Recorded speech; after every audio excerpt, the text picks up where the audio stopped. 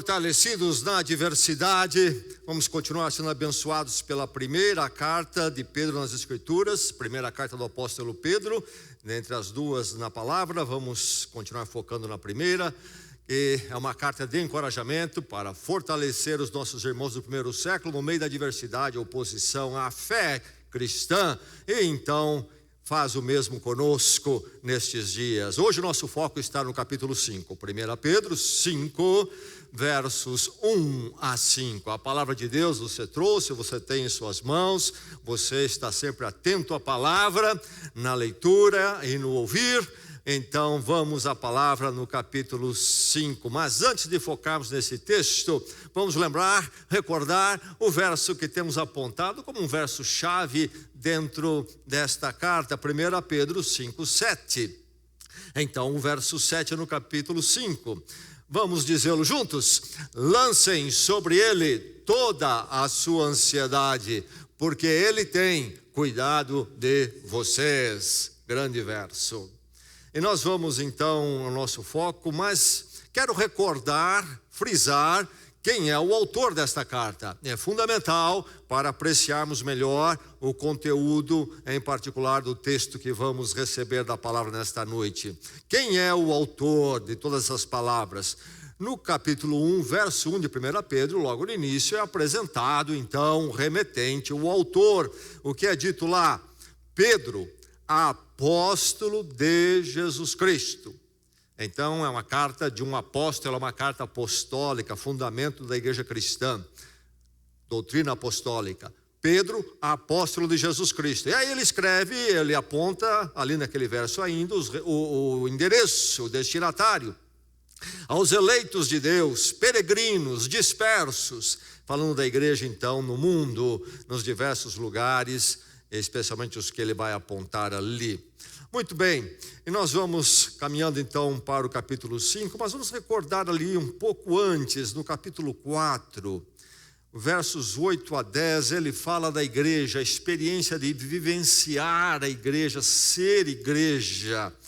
Nós já pensamos nesse texto em domingos passados, o que ele diz em 1 Pedro então 4, versos 8 a 10. Sobretudo, amem-se sinceramente uns aos outros, porque o amor perdoa muitíssimos pecados. Sejam mutuamente hospitaleiros, sem reclamação. Cada um exerça o dom que recebeu para servir os outros, administrando fielmente a graça de Deus em suas múltiplas formas. Aí estão princípios e descrições da nossa vivência. Se é que vamos ser igreja, essas coisas têm que acontecer. Apenas um auditório cheio de gente falando de Jesus, ouvindo sobre Jesus, não é igreja, é preciso muito mais. Bem, depois de falar então sobre a igreja, há o verso 17 no capítulo 4 ainda, que ele faz colocando um alerta difícil, desafiador para nós como igreja. O que ele diz? Pois chegou a hora de começar o julgamento pela casa de Deus, e se começa primeiro conosco, qual será o fim daqueles que não obedecem ao evangelho de Deus? Deus zeloso, santo, depois de nos chamar para si, nos fazer a sua casa, a casa de Deus, é a igreja, o povo remido em Cristo, Pedro diz que Deus continua nos julgando, não para a condenação, porque essa já por nós caiu em Cristo Jesus na cruz, mas para a nossa correção, para a nossa santificação. Então Deus, depois que nos salva, não nos deixa quietinhos. Ele continua julgando os nossos atos e para verificar o que precisa ser corrigido. E ele vai dizer, se ele faz assim com o seu povo, o que diria o que ele vai fazer com aquele que não pertence ao seu povo em Cristo? Aí sim o julgamento de condenação, porque eles não se abrigaram na condenação que caiu sobre Cristo por nós. Muito bem, um alerta para nós aí. E à luz de tudo isso é que nós vamos então olhar agora versos 1 a 5 no capítulo 5. Receba a palavra de Deus, cada coração agora aberto à palavra e atento à palavra. Ouça a palavra do Senhor, diz o apóstolo Portanto, à luz de tudo isto, portanto, apelo para os presbíteros que há entre vocês, e o faço na qualidade de presbítero como eles, e testemunha dos sofrimentos de Cristo, como alguém que participará da glória a ser revelada. Pastoreiem o rebanho de Deus que está em seus cuidados. Olhem por ele, não por obrigação, mas de livre vontade, como Deus quer. Não façam isso por ganância, mas com o desejo de servir. Não hajam como dominadores dos que lhes foram confiados, mas como exemplos para o rebanho. Quando se manifestar o Supremo Pastor, vocês receberão a imperecível coroa de glória. Da mesma forma, jovens, sujeitem-se aos mais velhos, sejam todos humildes uns para com os outros, porque Deus se opõe aos orgulhosos, mas concede graça aos humildes. Aí está Pedro dizendo: pastoreiem o rebanho de Deus, no verso 2. E esse texto nos traz à memória um momento marcante na história, na vida de Pedro, não é mesmo? Qual é? Bem, encontramos esse momento marcante, essa experiência marcante dele em João capítulo 21, Evangelho de João 21. Diz assim, a partir do verso 15, ouça a narrativa. Agora Jesus já ressurreto, antes da sua ascensão, encontra-se, manifesta aos seus discípulos já ressurreto. E a um dado momento, quando ele encontra Pedro e alguns companheiros dele pescando, e Jesus se manifesta, aparece ali na praia, vai ao encontro deles ali naquele lugar, e Jesus prepara algo para eles comerem de manhã, ali fazendo uma fogueira, e aí há um encontro de Jesus com Pedro. Lembre-se que é um encontro difícil, porque Pedro havia negado Jesus Cristo durante a prisão de Jesus, negado 3 vezes, 3 vezes. Jesus disse que ele ia fracassar e ele fracassou. E agora Jesus então conversa com Pedro, conversa difícil para Pedro. E diz assim o verso 15 de João 21, depois de comerem, Jesus perguntou a Simão Pedro, Simão, filho de João, você me ama mais do que estes?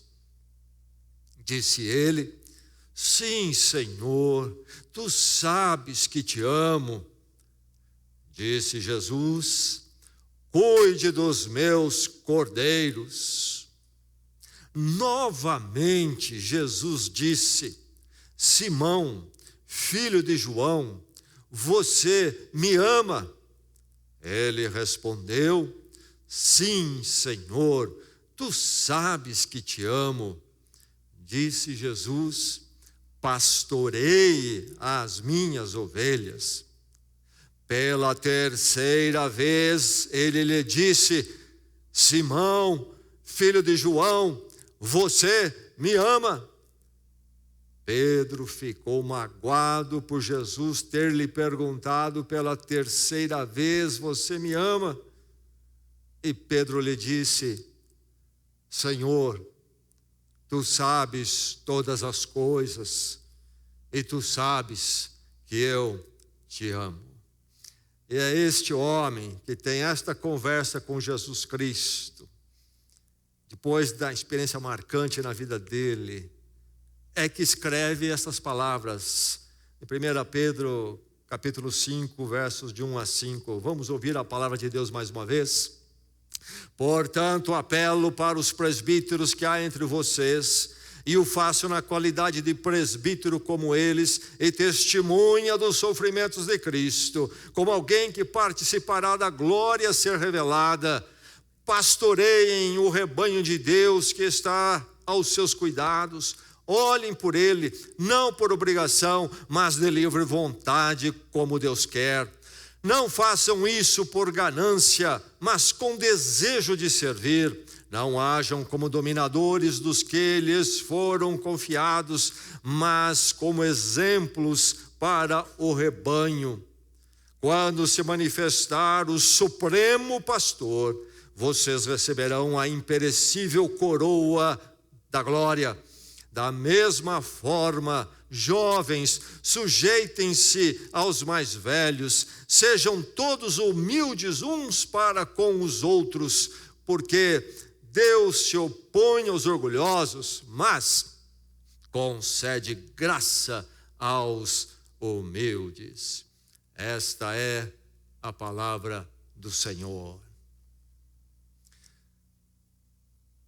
Crise de autoridade. Muitos apontam este fato como uma das marcas da nossa atualidade. E me parece que, em grande medida, é verdadeiro. Vivemos dia de crise de autoridade. Aliás, a autoridade é algo contestado. A existência, a possibilidade de existir autoridade é contestada. E há até uma ideologia muito dominante aí, então, nos nossos dias, que quer minar qualquer conceito de autoridade. Mas, enfim, é um mundo com crise de autoridade. Nós temos crise de autoridade entre as nações, da nossa também. Nós olhamos para um lado e para o outro, como gostaríamos de ter alguém que diríamos: aí está um líder adequado para a nação. Nós temos dificuldade com isso. Encontramos muitos querendo ser, mas são achados em grande falta para esta capacidade. E nós olhamos crise de autoridade em todos os lugares, até dentro dos lares. Foi minado qualquer conceito de autoridade dentro dos lares. E nós temos então lares sem autoridade presente, isto é, sem liderança. Nações sem liderança, quando pensamos em autoridade, não estamos pensando em autoritarismo, mas autoridade como liderança, aqueles que dão a liderança. O mesmo dentro das casas, dentro das escolas temos o mesmo drama. E isto tem afetado também as igrejas. E quando nós dizemos a falta de liderança, a crise de liderança, não quer dizer que não haja alguém tentando ocupar um pouco aí o que falta. É que acaba havendo formas erradas, inadequadas. E a igreja de Jesus Cristo tem sido afetada por isto. A igreja de Jesus Cristo, ou aquilo que se chama igreja de Jesus Cristo, estou falando aqui de forma muito ampla, tudo aquilo que é chamado de igreja de Jesus Cristo, é um ambiente onde há uma crise de liderança, no sentido da liderança adequada, a liderança conforme a palavra de Deus ensina. Mas a igreja não precisa ou não precisaria passar por esse tipo de crise. Por quê? Porque a palavra de Deus, aquela palavra que orienta, guia, instrui, edifica a igreja, aponta o caminho de liderança para a igreja e instrui a igreja sobre liderança.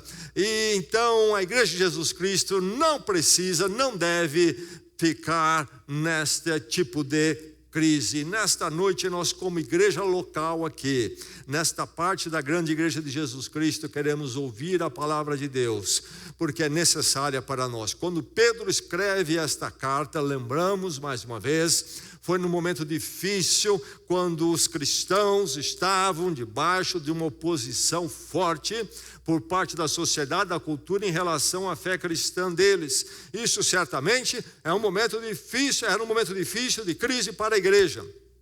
E é uma hora quando liderança é fundamental. Quando se atravessa um momento difícil, mais do que nunca é preciso a liderança adequada. E eles precisavam disto, de entender a liderança, de ter líderes adequados para que pudessem atravessar bem esta crise. E quando há então esta crise, se não há liderança adequada, a igreja também entra em confusão, ela passa a ser afetada e não há quem a guie, ajude a se levantar, mostre a direção. Por isso essa preocupação de Pedro. Então é uma preocupação também que deve ser nossa. Sempre deve ser, porque a igreja sempre tem embates, mas há momentos na história quando o embate é maior para a igreja, e eu creio que nós entramos mais e mais num momento assim parecido com os nossos irmãos. Os anos à frente vão nos dizer. Igreja de Jesus Cristo, então, precisa conhecer o que a palavra diz sobre liderança, porque essa questão toca a nós como igreja e toca a nós enquanto crentes, nossa caminhada cristã, que é diretamente relacionada com a igreja. Igreja, então, segundo a palavra, tem liderança segundo a palavra. Ela não está entregue ao ar em termos de liderança, entregue ao nada, ou depende aí quem aparece, como aparece. Não, a igreja é igreja liderada. A igreja de Cristo deve ser definida como igreja liderada. É o que Pedro coloca aqui. A Bíblia, o Novo Testamento, os apóstolos falam muito sobre a liderança da igreja. Há muito mais além do que Pedro coloca aqui. Mas nesta noite, vamos receber essa porção do que a palavra de Deus, da voz de Pedro, nos traz como igreja. Coisa que, verdade, que toca as nossas vidas coletivamente, como o corpo de Cristo aqui, e toca então nossas vidas individualmente no andar com Cristo como crentes. Enfim, olhando esse texto, meu irmão, minha irmã, atente para a liderança da igreja. Você, Igreja Batista Celebração, atente para a liderança da igreja na palavra que recebemos nesta noite na voz de Pedro. Atente, isto é, conheça, veja o que a palavra diz. Você como crente, você como igreja, não pode desconhecer o que a palavra nos diz sobre a liderança da igreja. E conhecendo, você precisa zelar. Precisa olhar, verificar que a igreja tem essa liderança, e liderança como a palavra.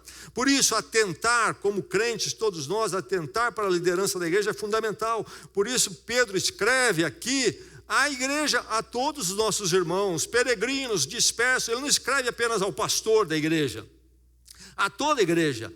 Então todos nós precisamos atentar para a liderança da igreja. Esta verdade da palavra de Deus é fundamental para usarmos nós neste mundo, nos desafios deste mundo, andando com Cristo em direção à glória. Atente para essa liderança que não surge do nada, não é inventada por homens. Atente para essa liderança instituída não por homens. Instituída de que forma?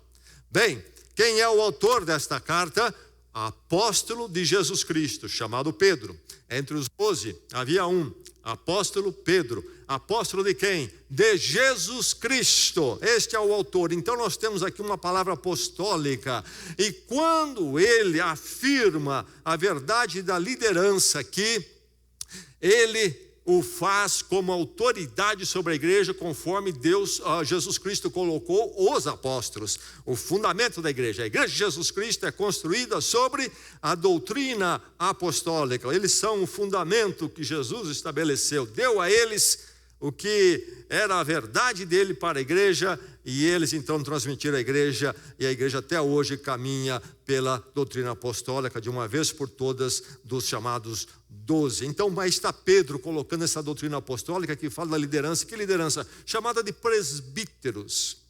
Mas note que ele começa dizendo que ele diz aqui no verso 1, no capítulo 5, um presbítero como eles. Ele está escrevendo às igrejas e ele fala dos seus líderes, que ele chama de presbíteros, e ele diz que ele é um presbítero como eles. Como apóstolo, ele é uma autoridade sobre a igreja como os outros apóstolos. Ele é uma voz apostólica também. Mas como pastor, como presbítero, aquele que cuida da igreja, ele é um como os outros. Ele se iguala. E realmente a palavra é mais estrita, numa tradução, seria co-presbítero, parceiro, colega presbítero. Enfim, aí está Pedro se apresentando aí como um dos presbíteros. Agora, o que é presbítero? O que é presbítero? A palavra presbítero tem a conotação de ancião, pessoa experimentada na vida, que não é jovem, mas vivida, já com uma larga experiência de vida. Talvez já na terceira idade até. O conceito de líderes como anciãos já vinha do judaísmo. Vamos encontrar nos tempos de Moisés este conceito. Quando Moisés tira o povo de Israel do Egito. E aí nós estamos falando aí de 15 séculos antes de Cristo, por volta disto. Lá aparece Moisés indo ao povo enviado por Deus e ele precisa se apresentar já aos anciãos, os presbíteros ali de Israel, no Egito ainda. E ele vai libertá-los, vai ser o líder de Deus para libertar o povo, mas ele precisa trabalhar com os anciãos. Mais tarde, na peregrinação já no deserto, caminhando para a terra prometida naqueles anos, em Números capítulo 11, há um momento difícil que a carga de Moisés de liderança é muito grande e então ele é instruído a estabelecer 70 presbíteros anciãos para dividir a liderança. Enfim, o conceito é, então, antigo dentro do povo de Deus, de Israel. Quando surge a igreja de Jesus Cristo, ela vai adotar também, da mesma forma, esta liderança dos presbíteros, dos chamados anciãos. A palavra presbítero quer dizer isso numa tradução literal. Então, aquele que já é vivido, mais experimentado aí na vida. Então, os líderes da igreja são chamados aqui por Pedro de presbítero porque era um termo usado. Mas há uma conotação mais técnica. Não apenas como um indicador se a pessoa tem já um bom número de anos de vida, mas uma palavra técnica para denotar alguém que é qualificado para aquela posição. Então, presbítero aqui no sentido de ancião, não é só uma questão de ter muitos anos de vida, mas muitos anos de vida, numa larga experiência, uma história bem abalizada, mas mais do que isto, uma larga experiência de vida cristã, ser maduro, ancião na fé. E às vezes a pessoa não é tão avançada nos anos de vida, tem uma boa experiência, mas não é tão avançado nos anos de vida, mas em termos da fé já é um ancião, é visto como alguém com uma larga experiência, firmado na palavra, uma vida cristã, um comportamento, atitudes, é sempre coerente, consistente, de maturidade espiritual. Eis o presbítero então, eis que tem essa qualificação de ser um experimentado na vida, nas experiências da vida, sim, não é um inexperiente, mas principalmente na vivência da fé. Mas é interessante que esta palavra presbítero, ancião, é usada para este grupo, que às vezes também é chamado pelo nome de episcopo. Episcopo. Você já ouviu falar da palavra episcopal? Bem, essa palavra vem das escrituras no grego antigo. No grego é uma palavra composta que quer dizer olhando sobre, isto é, a ideia daquele que está administrando ali, cuidando para que as coisas vão bem, estejam em ordem. Quando ele diz aqui no texto que nós lemos, olhem pelo rebanho, olhem sobre o rebanho, ali na verdade é a forma verbal de este termo episcopo. Olhem por cima, vigiem, administrem, cuidem aí que tudo esteja em ordem. Na igreja em particular, então, os presbíteros podiam ser chamados, então, de episcopos também. Escolheu-se traduzir quando se traduz como bispo. E a palavra bispo, então, tem o sentido deste que administra, vê que tudo vá bem na igreja do Senhor. Mas isto tudo aplicado à igreja local. Depois houve as aplicações que foram sendo usadas no decorrer da história. Por exemplo, a igreja católica vai usar, a igreja metodista também, a figura do bispo como alguém que cuida de uma região de igrejas. Mas no Novo Testamento era dentro de cada igreja. Tinha os presbíteros que também eram chamados de episcopos. Mas também eles eram chamados de pastores, poimen, a palavra.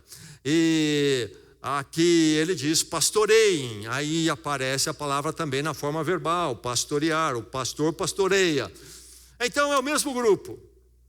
A primeira palavra, presbítero, se refere à qualificação. Para quem ser presbítero precisa demonstrar maturidade cristã. Maturidade na vida, maturidade na fé.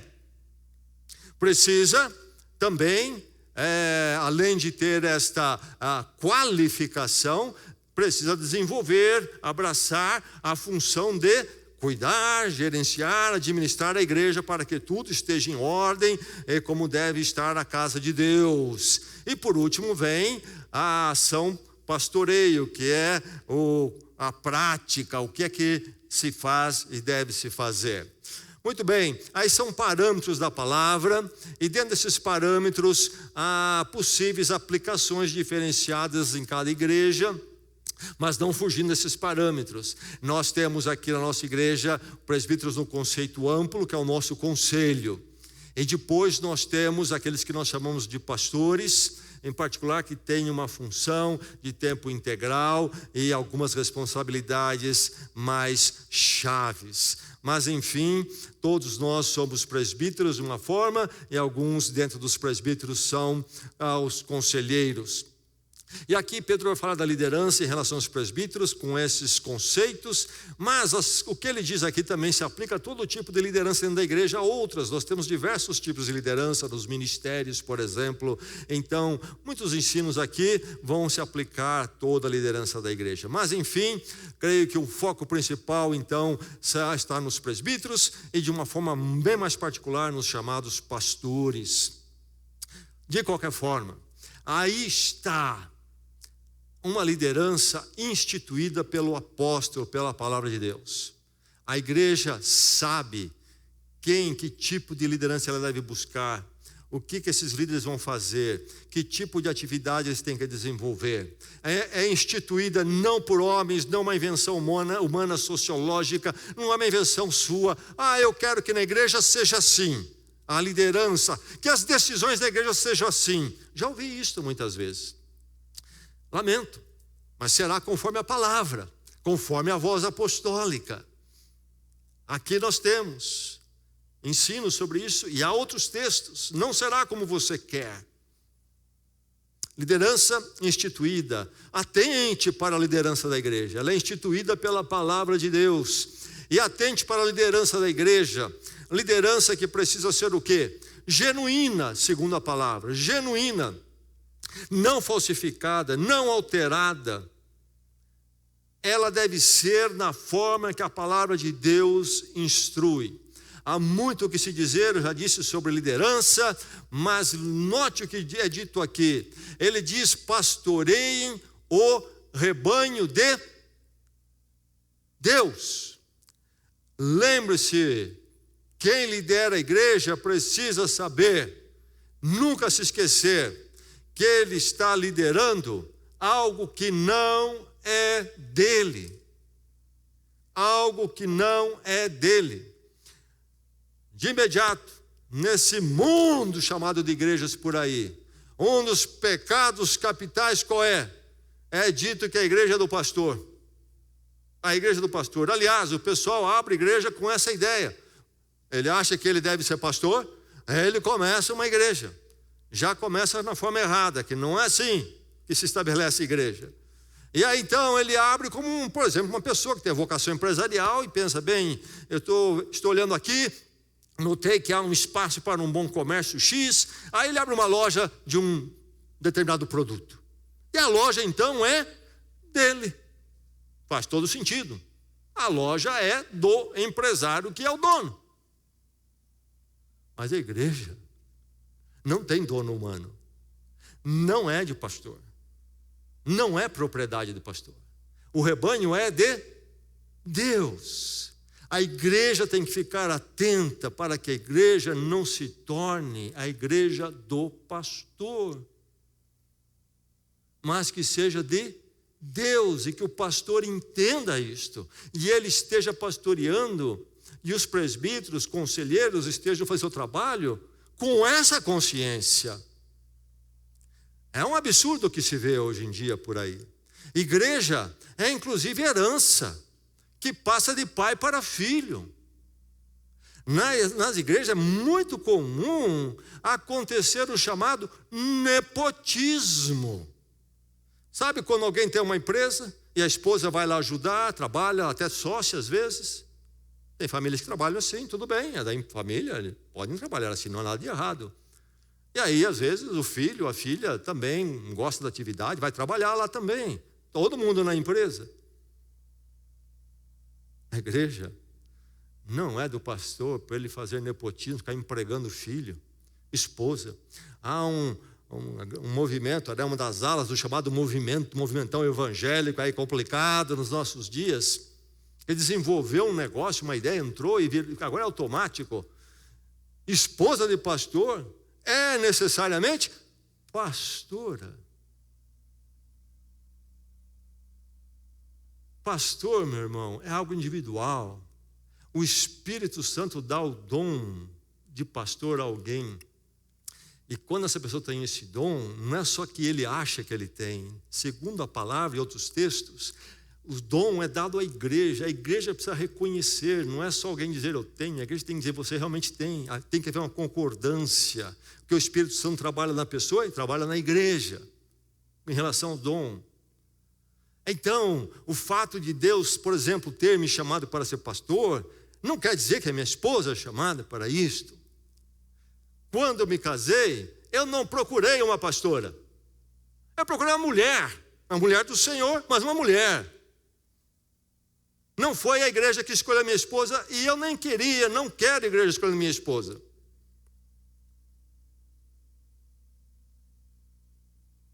Enfim, há uma confusão aí. Igreja virou a fazenda do pastor e da família do pastor. É um negócio complicado. Então, é a igreja dele, ele é o dono, ele faz, ele desmancha, é tudo como ele quer. Enfim, o rebanho é de Deus. Isto deve trazer ao pastor uma consciência muito grande, que ele é como aquele mordomo. Sabe a figura do mordomo? Quem era o mordomo? Nós, na nossa terra, não tivemos essa figura. Mas em outros lugares, na Europa, havia a figura do mordomo, alguém de muita posse. Nos dias de Jesus, aqui no tempo de Pedro, havia a figura do mordomo. Alguém de muitas posses, o que ele fazia? Ele tinha alguém que fazia a vez dele. Alguém que tinha toda a liberdade para administrar e cuidar todos os seus bens, como se fosse dele, mas sabendo que não era dele. Ele respondia ao proprietário. Administrava como dele, mas não era dele. Administrava bem porque não era dele, tinha que responder a alguém mais. O pastor tem que ter essa consciência que ele é um mordomo diante de Deus. Ele responde ao Senhor porque a igreja é a propriedade do Senhor. A liderança genuína é esta que entende que está cuidando do rebanho de Deus, esse rebanho conquistado, resgatado pelo sangue de Jesus Cristo. E aí ele vai falar no verso 4 do quê? Do supremo pastor, que há de se manifestar, falando da vinda de Jesus Cristo, fim da história, e ele se refere ao supremo pastor. Quem é o supremo pastor? Pedro sabe muito bem, lá naquela praia, quando Jesus ressurreto se manifesta a ele para resgatá-lo do seu fracasso, não é? Poucas horas antes, ou 2 dias antes, aí mais ou menos, Pedro negou Jesus Cristo 3 vezes. Agora Jesus vem a ele e pergunta 3 vezes: Pedro, você me ama? E o que Jesus disse para ele? Pastorei as minhas ovelhas. Jesus o resgata como presbítero, como pastor. Mas Pedro então tem toda a consciência que quando ele é enviado para pastorear, há um pastor maior que dá a ele essa autoridade e qualificação. Então esse pastor que dá a ele esta missão é o pastor supremo sobre ele. Ele fala do pastor supremo. A liderança genuína é aquela que caminha com esta verdade de forma muito clara na sua mente. Estou pastoreando, mas como apenas um pastor entre muitos, e todos debaixo do pastor supremo. E aí então o pastor é aquele que pastoreia. E nós vamos ser remetidos então o quê? A figura da Palestina, muito comum na economia da Palestina, especialmente na antiguidade,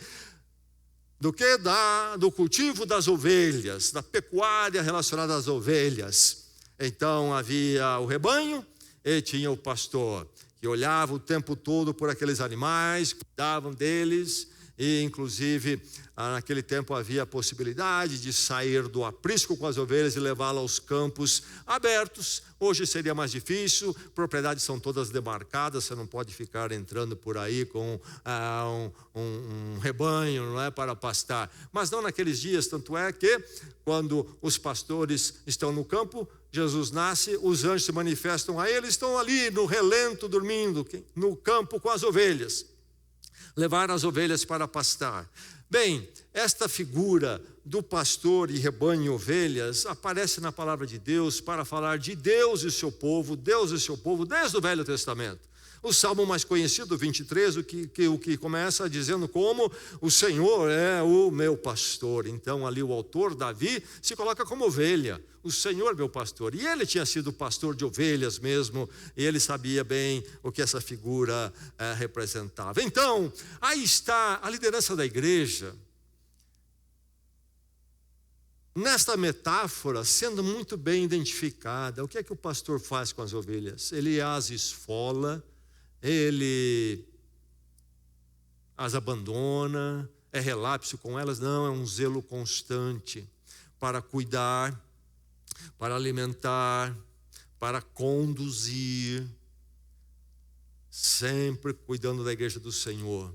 Agora temos que tomar cuidado, não estamos falando apenas de um mero sentimentalismo, alguns caem nisso. Então o pastor é aquele que está ali sempre afagando todo mundo, e então ali sempre fazendo um carinho em todo mundo. Não é isto, aqui é uma função de edificar, cuidar do rebanho na palavra de Deus. O apóstolo Pedro diz o que no verso 1?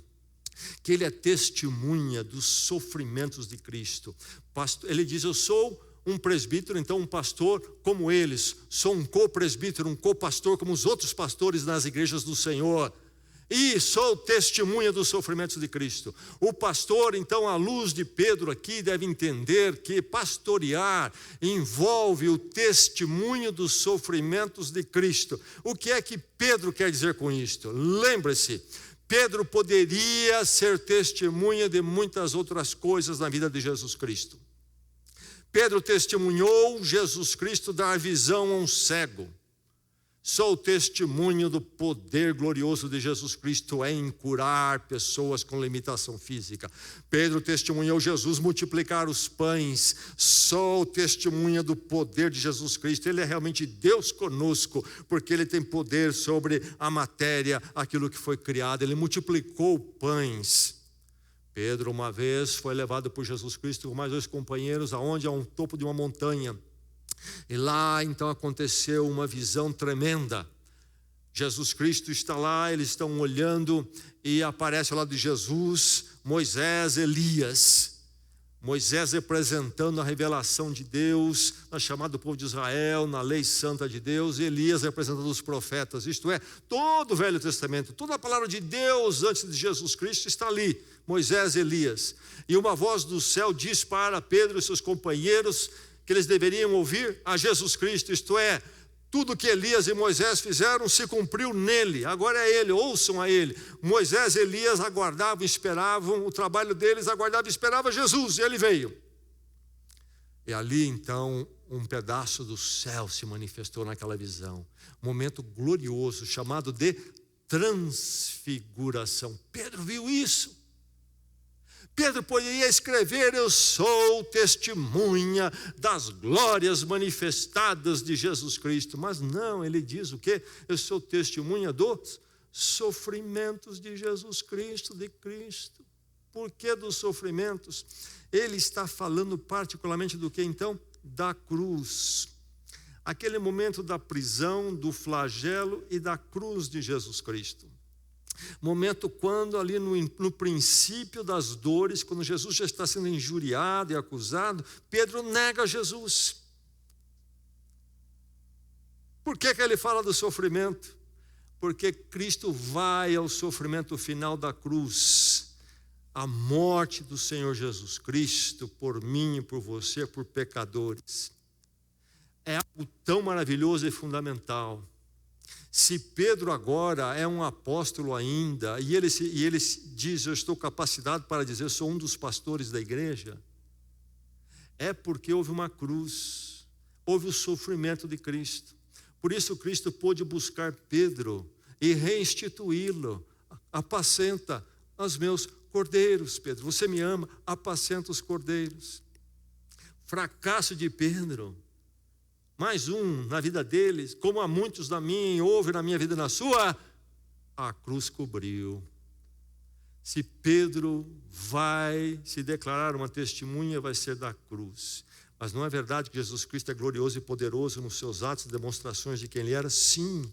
Mas do que serve para nós toda esta glória de Jesus Cristo? Como, por exemplo, ressuscitar, levantar dos mortos. Se Ele não morreu na cruz por nós, nós saberíamos da ressurreição de Jesus, ficaríamos tremendamente impactados com essa pessoa, mas não teria nenhum benefício para nós, porque seria algo totalmente distante e fora do nosso alcance. Nós não teríamos uma participação na ressurreição. Se nós temos é que primeiro nós somos acertados com Deus pelo sofrimento de Jesus Cristo. Pedro, como pastor, isto é, pastorear para ele é ser testemunha da cruz, da Cristo que morreu na cruz por pecadores. Esse é o centro, é a base. Pastorear, então, quando falamos de cuidar, conduzir, não é ficar afagando e paparicando todo mundo, mas verificando que todos estejam se conduzindo individualmente, a igreja como um todo, na verdade de que Cristo morreu por nós. Nós, pecadores, fomos resgatados por esse sofrimento. E o pastor deve estar falando, então, do evangelho cujo cerne é Cristo crucificado. E você vai ver, talvez, a maior parte dos chamados pastores passando de longe na cruz. E as pregações não têm nada a ver com a cruz. Pregações que nem mencionam a cruz, o Cristo crucificado. Porque a cruz é escândalo, é vergonha, a cultura não aceita mais. Fala da derrota do ser humano, da carência do ser humano, que não é emocional, é moral, ética, é um ser caído. E se há problemas emocionais, são decorrentes desta queda e não o contrário. Não é uma questão de que o ser humano apenas precisa saber mais sobre Deus, não. O ser humano até já sabe, ele precisa se acertar com Deus em arrependimento e clamar humildemente pelo perdão da cruz. Sou testemunha dos sofrimentos de Cristo. Isto é pastorear. E aí, meu irmão e minha irmã, o pastor vai verificar que a igreja e cada um trate os seus dramas e as suas lutas à volta da verdade, do Cristo crucificado, perdão, misericórdia e realinhar a vida com Deus em tudo que eu sou, penso, sinto. É isso que o pastor tem que fazer.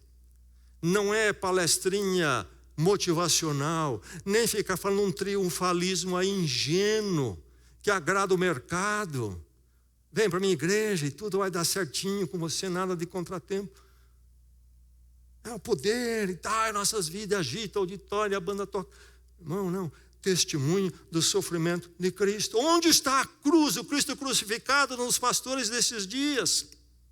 Nesse pastor que você escuta, tem nome na internet, a cruz está por lá, o Cristo crucificado aparece, está meio sumidinho por lá. Cuidado, meu irmão, cuidado, porque sem o Cristo crucificado acabou o evangelho, acabou o cristianismo, acabou a obra de Cristo, sobrou um Cristo aí, domesticado para o saborear do ser humano, no seu egocentrismo até. Ele fala que ele também é participante da glória futura. Eu falei do triunfalismo barato que se prega usando a Bíblia. Meu irmão, minha irmã, há uma glória para o crente, vitória mesmo, mas essa é futura. Quando Cristo retornar, eu sou testemunha dos sofrimentos de Cristo e estou aguardando, diz Pedro, não a glória neste mundo.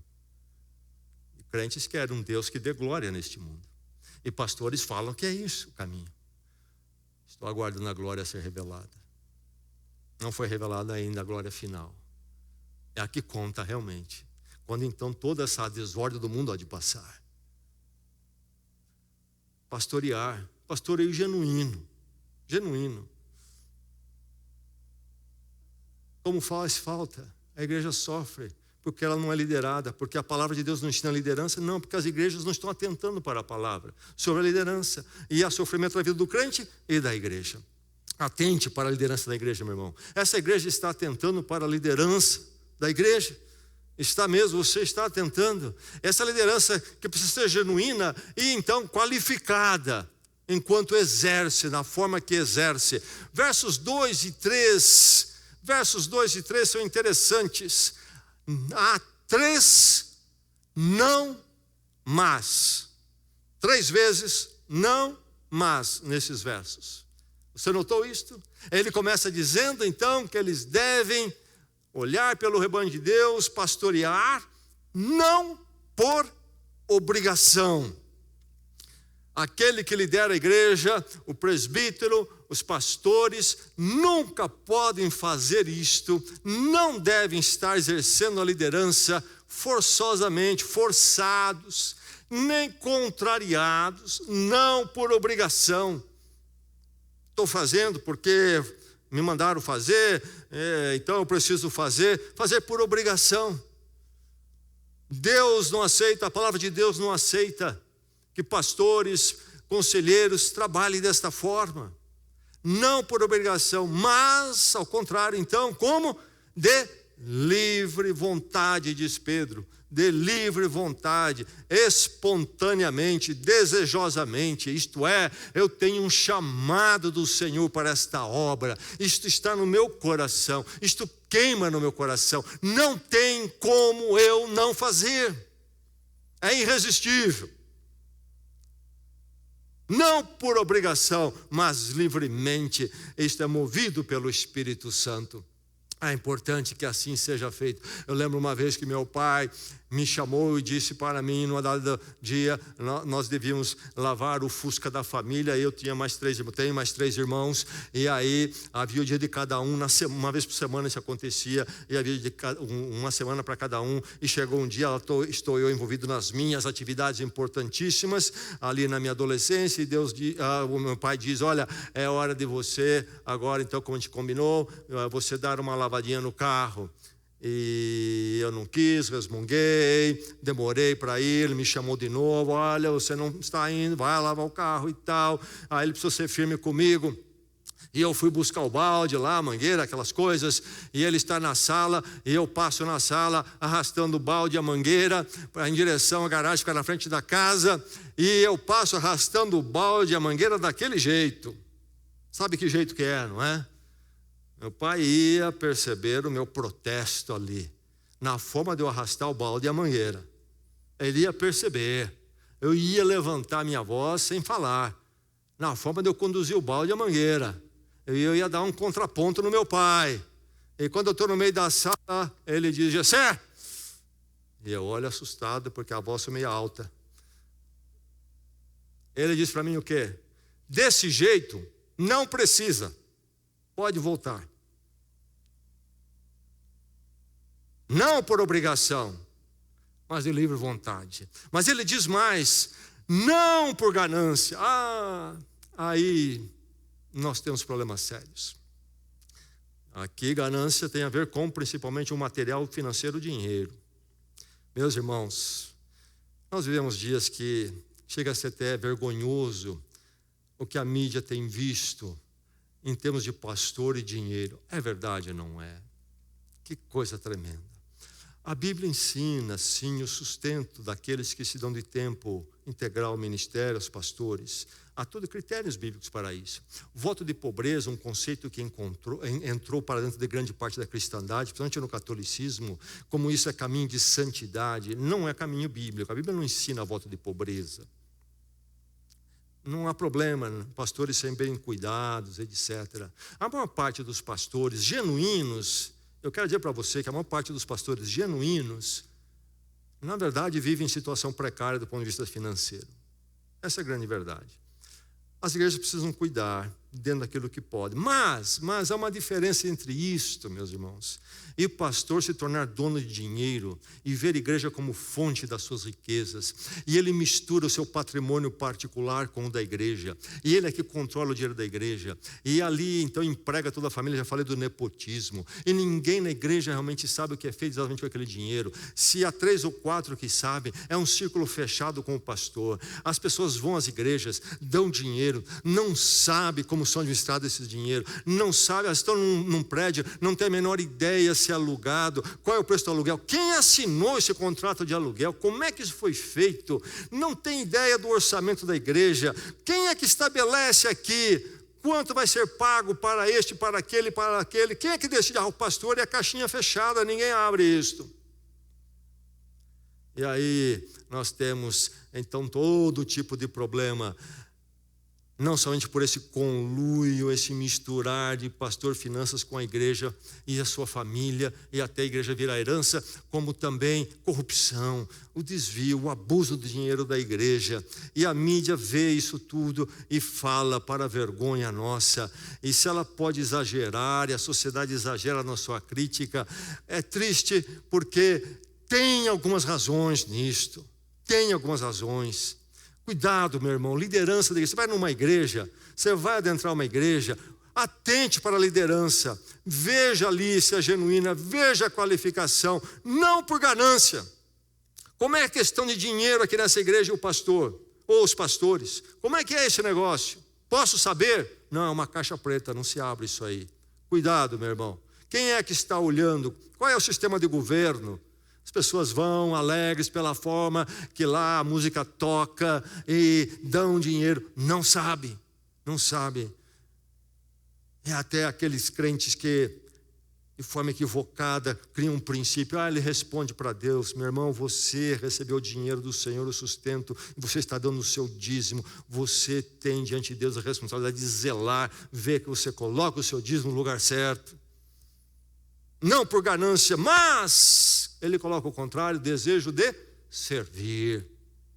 Pastor que não está ali por causa do dinheiro, mas para servir a igreja do Senhor. E o Senhor na sua igreja haverá de prover o que ele precisa. E prover bem, se Deus assim permitir. Mas desejo de servir. O que é isso? Fazer com entusiasmo, abnegação, dedicação. Você vê que ele não está ali pelo dinheiro, mas porque ele quer edificar, quer servir a igreja de Jesus Cristo. Qualificado precisa ser a liderança, não por obrigação, mas de livre vontade, não por ganância, mas desejo de servir, não por dominação ou dominação. Quando o pastorado, os pastores, até então os conselheiros, presbíteros não estão com o coração no lugar certo, a igreja de propriedade logo vira uma questão de dominação. Eu preciso controlar esse negócio para não perder aqui, entendeu? Então eu me coloquei aqui, eu fiz isso, eu que criei minha igreja, é minha, vão querer me dar um tombo aí, não é? Então eu preciso controlar todo mundo aqui, eu sou um controlador. E é triste ver essa tática sendo aplicada em tantos lugares chamados de igreja. Aquele que impõe, também a manipulação. Pastores que na verdade são bons conversadores e por isso se acha que são pastores, as pessoas acham que são pastores, mas você vê que a conversa, até a pregação, é manipulação. É muito triste isto. É preciso então o pastor pastorear não por dominação, mas, diz ele, Pedro, como exemplos. Se o pastor vai ter a igreja ouvindo a sua voz, como aquele que deve edificar, conduzir a igreja, será não porque ele domina, controla, mas porque ele, pela sua vida, é ouvido, é acatado, por estar qualificado, por não ser um dominador, mas pelo exemplo, diz Pedro. O exemplo de servir. E aí ele coloca a palavra importante para os pastores, que nós vamos receber a coroa imperecível. Meu irmão, o pastor tem que entender isso, que a recompensa dele final não está aqui na igreja, nem ser o poder da igreja, o que controla, o mais importante, e usar o dinheiro da igreja. Não, a recompensa do pastor precisa estar na coroa imperecível. Mas essa verdade, ele aplica a todos nós. A verdade, todos nós precisamos lembrar que a nossa recompensa final está na coroa imperecível. A palavra coroa aqui não é a coroa de rei, que seria a palavra diadema. Nós temos no português, vem da língua grega, coroa de poder, diadema, coroa do rei. Existia a palavra para a coroa que se dava ao vencedor. A palavra é Stéfano. Temos essa palavra em português, mas não usamos tanto para a coroa. Mas é a coroa do vencedor. Nos Jogos Olímpicos da Antiguidade, lá na Grécia, havia a coroa de louros, não de pedras preciosas, de louros, que se dava ao fim de uma disputa olímpica para o vencedor, e ele andava com aquilo, era reconhecido a glória ali. Então, é a coroa do vencedor. É desta coroa que ele fala, Stéfano, a coroa de vencedor, não a coroa de rei, essa pertence a Cristo. A coroa de vencedor será nos dada. Mas a coroa de louros da antiguidade, sendo vegetal, secava, deteriorava, acabava. Mas ele fala aqui que é uma que é imperecível. Esta coroa de vencedor em Cristo que vamos receber um dia, finalmente, nunca vai passar mais. Então, quando nós olhamos a igreja, toma cuidado com os valores humanos pequenos, achando que a nossa recompensa está aqui. Pastores precisam prestar atenção nisto e olhar que a nossa grande recompensa, pastores e de todos os crentes, é a coroa imperecível. Essas todas as outras passam, essas coroas humanas passam. E esta liderança que precisa ser instituída, ou é instituída pela palavra, precisa ser genuína, qualificada, também precisa ser. Então essa liderança didática e que ensina a igreja de Jesus Cristo. Quando nós olhamos aqui o verso 4, ele vai falar dos jovens se sujeitando, ou melhor, o verso 4, jovens se sujeitando aos mais velhos. O que é isto? Em relação a tudo que nós falamos sobre liderança da igreja, bem, aqui há um princípio importante para a igreja sobre a questão de conflito de gerações, sempre um drama na história humana, mais jovens e mais velhos, o respeito e tudo mais. Mas no contexto aqui a aplicação é muito maior. Quando ele fala em mais velhos, nas nossas versões, realmente está aqui a palavra presbíteros, que se refere ao quê? Aos anciãos, aos mais experimentados. Então, no contexto aqui, se nós formos interpretar, quando ele fala sobre os jovens sujeitar-se aos mais velhos, está falando, na verdade, da igreja toda, isto é, aqueles que têm os mais experientes, os anciãos mais maduros na fé, e aqueles que não são os mais maduros e que, então, são liderados, conduzidos pelos mais maduros, a liderança da igreja. E ele diz, então, que precisamos nos sujeitar à liderança da igreja. E a palavra sujeitar, que nos nossos dias também, por causa dessa crise de aceitar a autoridade, falar em sujeitar é um absurdo. Mas no entendimento bíblico, e essa palavra no original quer dizer deferir a quem é devido, legitimamente, a posição, a função de liderança. E não há como qualquer organização humana funcionar sem liderança e se não se der a ela a deferência cabível àquela função. Isso em todos agrupamentos humanos pequenos ou grandes, e assim é na igreja também. E deferência, a ideia do sujeitar-se aqui não se trata de nenhuma escravidão, mas nós temos que reconhecer aqueles que são colocados sempre em posição de liderança. Um país precisa deferir aquele que foi eleito para presidente enquanto ele estiver legitimamente naquela função, salvo se ele se tornar ilegítimo na sua conduta. Democraticamente temos que deferir. Ele está ali para cumprir aquilo lá, colocamos ele para cumprir essa função, temos que deferir a ele, o presidente. E assim também na igreja. Por isso que a expressão dele, da mesma forma, no verso 4, da mesma forma, jovens, sujeitem-se aos presbíteros. Se a liderança tem que se comportar e ser da forma que ele vem falando, é preciso que a igreja, então, também dê deferência à liderança. Às vezes, pastores, por não serem genuínos e qualificados, complicam a vida da igreja, conduzem o trabalho para a direção errada e da forma errada. Mas às vezes pode ser um pastor genuíno e qualificado, e a igreja é que complica o trabalho do pastor. Acontece isso também. E é preciso que os dois lados trabalhem, para que ali então, de forma didática, tudo possa ir bem. E aí é que vem o princípio geral dele. Em seguida ele diz o quê? Sejam todos humildes uns para com os outros. Assim que a igreja deve ser, entre aqueles que estão na igreja, como rebanho, ovelha, liderados, e aqueles que lideram. Sejam todos humildes. Quem está na liderança, seja humilde.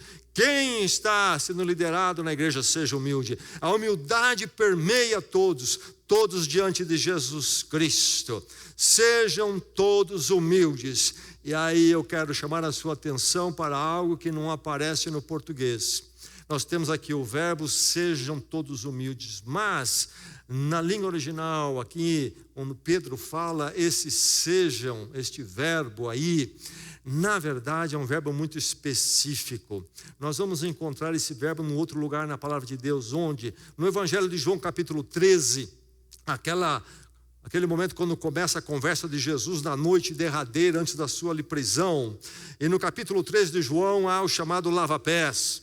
Jesus Cristo parte para lavar os pés dos seus discípulos. Na cultura da época, este era um hábito que se tinha de se lavar o pé, então, principalmente dos visitantes que chegavam. E na casa tinha, se tivesse um servo, fosse uma casa tinha um servo, cabia ao servo lavar o pé. Estradas poeirentas, não havia os sapatos como nós temos hoje, as pessoas andavam, então chegar e ter os pés lavados. Algo que o servo fazia. Mas naquela noite, de repente, Jesus parte para lavar os pés dos seus discípulos. E Pedro reage.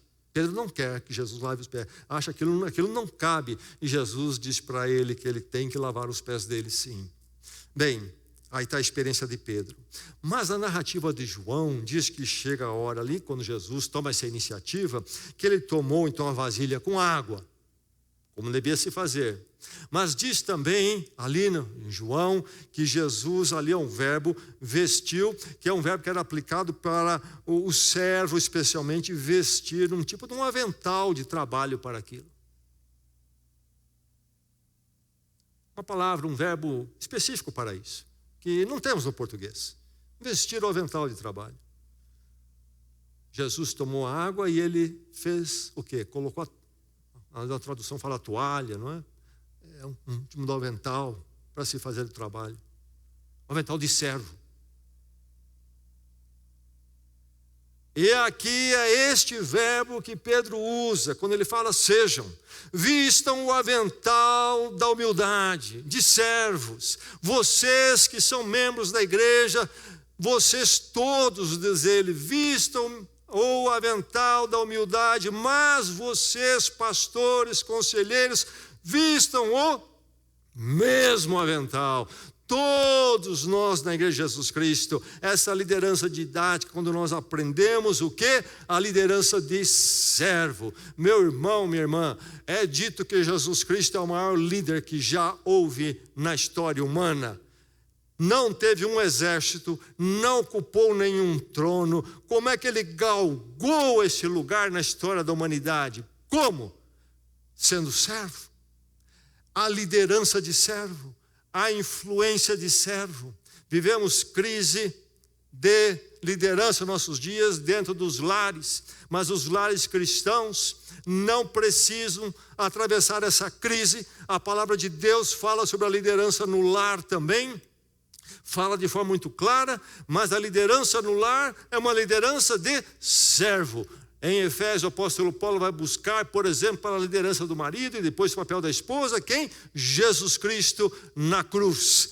Cristo se tornou grande, se tornando servo, o nosso servo, e nos serviu até tomando o nosso lugar na morte horrível de cruz. Que eu e você possamos impactar, e o povo de Deus seja impactado pela liderança de servos, e todos nós aprendermos com os líderes da igreja o caminho de vestir o avental da humildade. Para quê?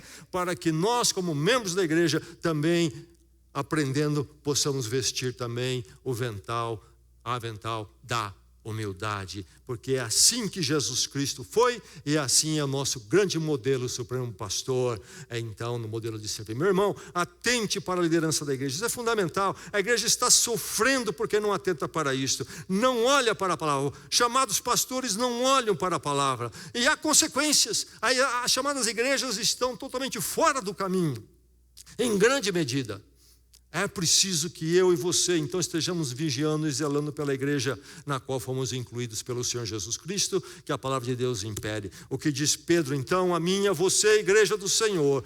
Portanto, apelo para os presbíteros que há entre vocês, pastoreiem o rebanho de Deus da mesma forma. Jovens, sujeitem-se aos mais velhos, sejam todos humildes.